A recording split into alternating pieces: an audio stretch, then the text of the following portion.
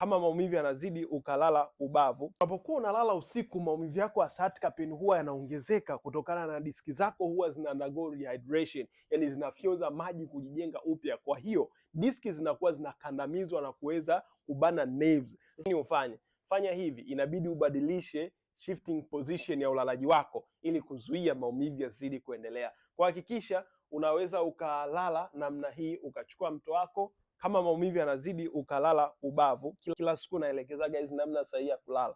Unaweza ukalala namna hii ili kuzuia hali ya compression isizidi kutokana na diski kufanya rehydration. Lakini licha hivi, unaweza ukaweka mito yako miwili hivi.